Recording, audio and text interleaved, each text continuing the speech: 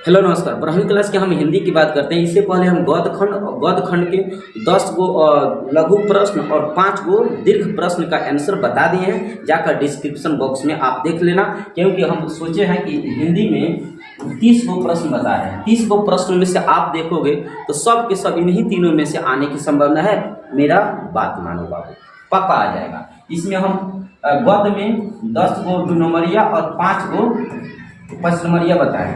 आज हम पद शुरू करने जा रहे हैं। पद मतलब कविता। इसमें 10 गो 2 नंबरिया बताएंगे, 10 गो और 5 गो 5 नंबरिया बनाएंगे। तो ये 10 गो हम बताने जा रहे हैं इस वीडियो में। 10 गो 2 नंबरिया क्वेश्चन। टॉप 10 है, VVI लघु उत्तरीय प्रश्न होगा। पहला क्वेश्चन आपके सामने है, देखो। कवि ने अपनी आंख की तुलना दर्पण से क्यों किया है? ये क्वेश्चन देखोगे मलिक मोहम्मद जायसी के द्वारा कई बार क्वेश्चन आने की संभावना। इसी प्रकार रक्त ने लेई बनाकर वो भी क्वेश्चन आता है, तो उसे भी एक बार देख लेना, अच्छा क्वेश्चन है। तो कवि ने अपनी एक आंख की तुलना, हम सबको पता है मलिक मोहम्मद जायसी एक आंख से काने थे, मतलब एक आंख से उनका एक आंख नहीं था। और एक आंख जिस प्रकार एक आंख की तुलना दर्पण से किसकी है? जिस प्रकार सूर्य, जिस क्या नाम है, चंद्रमा, जिस प्रकार चंद्रमा उतना सुंदर है लेकिन फिर भी उसके अंदर एक प्रकार के कलंकित है, उसी प्रकार मलिक मोहम्मद जायसी भले उनके अंदर बहुत ज़्यादा रूपवान है, गुणवान है, लेकिन एक आंख से काने हैं। ठीक है, इसलिए तुलना किए हैं दर्पण से। कैसे? कवि ने अपनी एक आंख की तुलना दर्पण से इसलिए की है क्योंकि दर्पण स्वच्छ और निर्मल होता है। उसमें मनुष्य की वैसा ही प्रतिछाया दिखती है जैसा वह वास्तव में होता है। इसलिए एक आंख की तुलना कैसे की है? दर्पण से। जिस प्रकार दर्पण निर्मल और स्वच्छ होता है, वो जैसा इंसान की छाया होता है वैसा ही दिखा देता है, उसी प्रकार मलिक मोहम्मद जायसी भी एक आंख से काने हैं लेकिन फिर भी निर्मल और स्वच्छ हैं।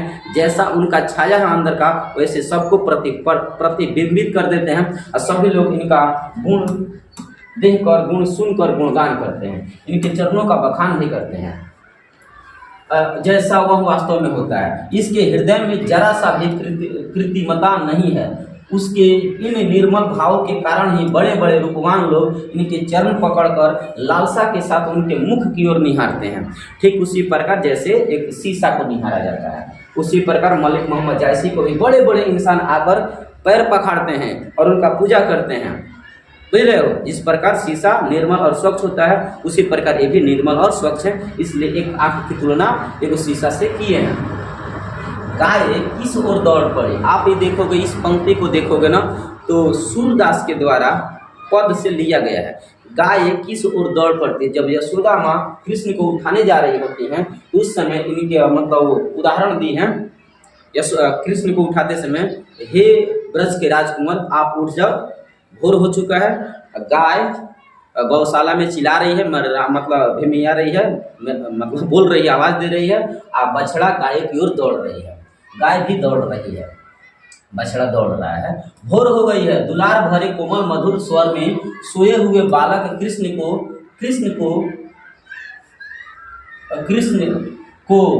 भोर, यहाँ भोर है, भोर होने का संकेत देते हुए जगाया जा रहा है। भोर होने का संकेत देते हुए यशोदा माँ के द्वारा कृष्ण को जगाया जा रहा है। प्रथम पद में कृष्ण की ओर संकेत करते हुए कमल के फूल खिल उठे हैं, पक्षी गण शोर कर रहे हैं। गाय अपनी गौशाला से अपने बछड़ों की ओर दूध पिलाने हेतु दौड़ रही है। तो क्वेश्चन पूछा है, गाय किस ओर दौड़ रही है? तो कहोगे अपने बछड़े की ओर दूध पिलाने के लिए दौड़ रही है। और भी इसमें लिख देना कि भोर होने का संकेत श्री कृष्ण को उठाने के लिए यशोदा माँ जगा रही हैं और अलग अलग उदाहरण दे रही हैं। क्या उदाहरण दे रही हैं? कि पक्षी गण चिल्ला रहे हैं, चहचहा रहे हैं, उठ जाओ ब्रज के राजकुमार, कमल के फूल खिल उठे हैं। गाय गौशाला में चिल्ला रही है, गाय बछड़ा को दूध पिलाने के लिए दौड़ रही है, तुम उठते क्यों नहीं हो? अगला क्वेश्चन है तीसरा, कृष्ण खाते समय क्या क्या करते हैं? 10 गो क्वेश्चन है, कृष्ण खाते समय क्या क्या करते हैं? तो कहोगे बालक कृष्ण, बालक कृष्ण अपने बाल सुलभ व्यवहार से सबका मन मोह लेते हैं। भोजन करते समय कृष्ण कुछ खाते हैं, कुछ धरती पर गिरा देते हैं। उन्हें मना कर खिलाया जा रहा है। यशोदा माता यह सब दृश्य को देखकर पुलकित हो रही हैं, मतलब दृश्य को देखकर कुछ कहा नहीं जा रहा है। विविध प्रकार के भोजन जैसे बड़ी, बेसन का बड़ा आदि अनगिनत प्रकार के व्यंजन उनके थाली में रखा हुआ है। कुछ खा रहे हैं और कुछ गिरा रहे हैं। तो खाते खाते क्या करते हैं, कुछ खाते हैं, कुछ गिराते हैं और कुछ नंद बाबा के मुंह में खिला देते हैं। यही सब दृश्य कर रहे हैं। तुलसी सीता से कैसे सहायता मांगते हैं। देखो, तुलसीदास सीता को बार बार गुहार करते हैं कि हमारी जो भी दिन दुखिया है ना, हमारी जो भी दशा है, जाकर राम को कह देना। सीता माँ से कह रहे हैं तुलसीदास, क्या कह रहे हैं तुलसीदास, माँ सीता से भव सागर पार करने वाले श्री राम का गुणगान करते हुए मुक्ति प्राप्त की सहायता मांगते हैं। किसका सहायता मांगते हैं कि हमारा मुक्ति मिल जाए, मुक्ति, भव सागर के नैया हम पार कर जाएं और पूरा मतलब दुनिया से हमारा मुक्ति मिल जाए, मतलब स्वर्ग की प्राप्ति हो जाए, सब सुख दुख से मुक्ति मिलकर स्वर्ग की ओर हम चल जाए, मतलब मुक्ति मोक्ष की प्राप्ति हो जाए। याचना करते हैं, हे जगत की जननी, अपने वचन द्वारा मेरी सहायता कीजिए। मुक्ति प्राप्ति के लिए सहायता मांग रहे हैं सीता से, मुक्ति मिल जाए। आई कहाँ जाकर कहेंगे सीता माँ, तो जाकर अपने राम से कहेंगे। शिवाजी की तुलना भूषण ने किन किन से किया है। अगला क्वेश्चन है शिवाजी की तुलना, शिवाजी भूषण के द्वारा जो लिखा गया चैप्टर कवि शिवाजी, तो शिवाजी के द्वारा शिवाजी तुलना कर रहे हैं भूषण का, शिवाजी की तुलना किया जा रहा है। भूषण कवि हूँ कि कवि शिवाजी के तुलना कामना से कैले बड़ा। तो बताओगे शिवाजी के तुलना भूषण ने छत्रपति महाराज शिवाजी की तुलना इंद्र से किए हैं। वाई बघी मतलब समुद्र की आग से किए हैं, मतलब लिखना समुद्र की आग से किए हैं, श्री राम से किए हैं, पवन से किए हैं, शिव से किए हैं, परशुराम से किए हैं, जंगल की आग से किए हैं, शेर से किए हैं, प्रकाश से किए हैं और सूर्य से किए हैं और कृष्ण से किए हैं, मतलब किए हैं। कौन तुलना, जिस प्रकार सूर्य चमकता है उसी प्रकार छत्रपति शिवाजी चमकते हैं। जिस प्रकार परशुराम अपने दुश्मनों को छक्का छुड़ा देते हैं उसी प्रकार छत्रपति शिवाजी छक्का छुड़ा देते हैं। तो तुलना किया गया है, काना चीज़ों से तुलना किया गया है, तो इतना चीज़ों से तुलना किया गया है। शिवाजी की तुलना भूषण ने मृगराज से क्यों किया है। मृगराज मतलब हिरणों के राजा कौन है, शेर।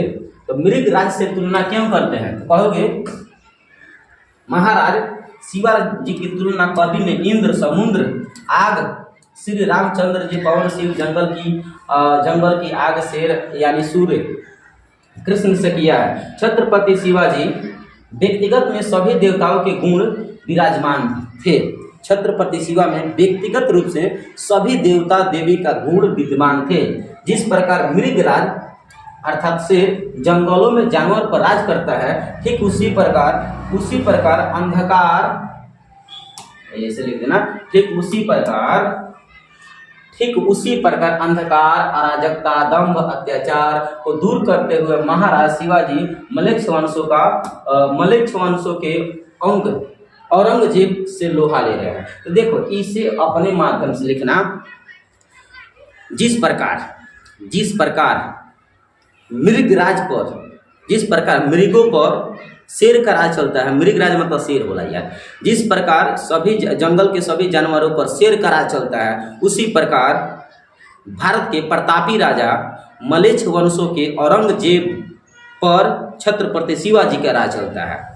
ठीक है, इसलिए तुलना किया गया है। तो यहाँ ऑब्जेक्टिव 2 नंबरिया में पूछा गया है कि मृगराज से तुलना क्यों, क्योंकि जंगल के सभी जानवरों पर मृगराज के राज चलता है, शेर का राज चलता है, मृगराज मतलब शेर का राज चलता है। ठीक उसी प्रकार मलेच्छ वंश के राजा औरंगजेब के ऊपर छत्रपति शिवाजी का राज चलता है, इसलिए छत्रपति शिवाजी की तुलना मृगराज से किया गया है। तो अगर लंबा आंसर दिख रहा है तो आप छोटा में करके लिख देना जैसे हम बोले हैं। अगला क्वेश्चन है चातकी। चातकी एक पक्षी होती है जो बरसात के पहले बूंद के लिए तरसती है। तो किसके लिए तरसती है, तो कहोगे चातकी एक प्रकार के पक्षी है जो स्वाति के बूंद के लिए, मतलब बरसात के पहले बूंद के लिए तरसती है। चातकी केवल स्वाति का जल ग्रहण करती है, स्वाति मतलब बरसात के जल ग्रहण करती है। वह सालों भर स्वाति के जल की प्रतीक्षा करती रहती है और जब स्वाति के बूंद आकाश से गिरता है तभी वह जल ग्रहण करती है और दुखी व्यक्ति सुखी प्राप्ति को आशा में चातकी के जैसा चातकी के समान उम्मीद बांधे रहते हैं। कवि के अनुसार एक न एक दिन उनके दुखों का अंत जरूर होता है। जिस प्रकार चातकी वर्षा के बूंद के लिए तरसती है, उसी प्रकार दुखी व्यक्ति सुख के लिए तरसते हैं। उनको भी पता है कि एक ना एक दिन हमारे जीवन में कहीं ना कहीं सुख तो जरूर आएगा। जिस प्रकार चातकी तरसती रहती है। अगला है हर्चना कौन था और उसकी पहचान कैसे हो सकती है। तो आप बताओगे हर्चना अधिनायक शीर्षक कविता में एक आदमी है। हर्चना कौन है? तो अधिनायक पाठ जो है ना, रघुवीर साहब अधिनायक है। हाँ, अधिनायक पाठ में एक हर्चना नाम के व्यक्ति है। वह एक स्कूल जाने वाले बदहाल गरीब लड़का है। राष्ट्रीय त्योहार के दिन झंडा फहराए जाने के जलसे में राष्ट्रगान दोहराता है और हर्चना की पहचान फटा सुथना पहने गरीब छात्र के रूप में है। हर्चना कौन है? तो हर्चना एक बदहाल लड़का है। फटा चिटा कपड़ा पहन कर स्कूल जाता है और स्कूल के लाइन में लगकर राष्ट्रगान दोहराता है। उसे पता नहीं है कि हम क्यों दोहरा रहे हैं, लेकिन वर्षों की परंपरा को निभाता है। तो हर्चना कौन है? एक प्रकार के लड़का है अधिनायक पाठ का, और वो गरीब है। राष्ट्रीय त्योहार के दिन झंडा फहराए जाने वाले जो लाइन लगा है उसी में राष्ट्रगान दोहराता है। अधिनायक कौन है? इसकी पहचान क्या है? तो कहोगे कवि के अनुसार अधिनायक आज के बदलते हुए तानाशाह है। अधिनायक का मतलब होता है राजा। तो कवि के अनुसार आज के अधिनायक वो है जो आज बदले हुए तानाशाह है। मतलब देश के चलाने वाले जो राजा महाराजा होते हैं, प्रधानमंत्री होते हैं, यदि वो बदल गए हैं, अपनी जनता का सुख दुख नहीं देख पाते हैं, तो तानाशाह है। तो अधिनायक कौन है? तो आज के बदले हुए तानाशाह है। वे राजसी मतलब राज पाठ जैसा ठाठ पाठ में रहते हैं। उनका रोज दबदबा रोबदार और ताम झाम भड़कीला होता है। वे ही अपना गुणगान आम जनता से करवाते हैं। आज उनकी पहचान एक जनप्रतिनिधि की जगह अधिनायक अर्थात तानाशाह बन गया है। यह उनकी पहचान बन चुकी है। जहाँ में जाते हैं तो ठाठ बाट के साथ जाते हैं, जनता से गुणगान कराते हैं, और उनका आज के जो ठाठ बाट है ना, वो एक प्रकार के अधिनायक का रूप धारण कर लिया है। लास्ट में देखो पंच परमेश्वर के खो जाने को लेकर कवि क्यों चिंतित है। पंच परमेश्वर देखोगे गांव के घर ज्ञानेंद्र पति के द्वारा लिखा गया है, जिसमें बोलते हैं कि आज पंच परमेश्वर नहीं रहा। किसी जमाने में 5 लोगों का बैठक करके तो पंचायत होता था, जिसे पंच परमेश्वर कहा जाता है। इस पंच परमेश्वर को खो जाने से कवि चिंतित है। क्यों चिंतित है? देखिए क्यों चिंतित है। कवि कहते हैं कि पंच परमेश्वर का अर्थ 5 परमेश्वर का रूप होता है। वस्तुतः पंच के पद पर विराजमान व्यक्ति अपने दायित्व निर्वाह के प्रति पूर्ण सचेत और सतर्क रहता है। वह निष्पक्ष न्याय करता है। उस पर संबंधित व्यक्तियों को पूर्ण आस्था रहती है और उसका निर्णय देव वाक्य होता है। उसका जो भी निर्णय होगा माना जाएगा देवता का निर्णय है। कवि यह देखकर भीन गए हैं, थोड़ा सा दुख हुआ है कि आधुनिक पंचायती राज व्यवस्था की सार्थकता विलुप्त हो गई है। एक प्रकार से अन्याय और अनैतिकता ने व्यवस्था को निष्क्रिय कर दिया है, परंतु पंगु बना दिया है। पंगु बना देने का मतलब होता है एकदम पूरी तरह से नष्ट कर दिया है। आज पंच परमेश्वर समाज में नहीं है, उसके जगह पर पुलिस थाना अपना जगह ले लिया है। वो कहीं ना कहीं पुलिस प्रशासन पैसा के बल पर किसी दूसरे पक्ष की ओर न्याय कर देता है, जिसे देख कर कवि चिंतित में पड़ चुके हैं। पहले के पंच परमेश्वर एकदम निष्पक्ष भाव से फैसला करते थे, जो देवों का फैसला होता था उसी फैसला को लोग मानते भी थे। लेकिन आज वो फैसला नहीं रहा है। आज वो फैसला न्याय में बदल गया, न्यायालय में बदल गया है, पुलिस थाना में बदल चुका है, वो पंचायती राज व्यवस्था में बदल चुका है। जिसके पक्ष में पैसा होता है, पार्टी होता है, बल होता है, उसी के पक्ष में न्याय हो जाता है, जिसे देख कर सुन कर कवि चिंतित हो चुके हैं। तो ये रहा आपका 10 प्रश्न। इन सभी 10 प्रश्नों का आप अपनी भाषा से भी याद कर सकते हो, लेकिन यही 10 प्रश्न आपको पढ़ने चाहिए।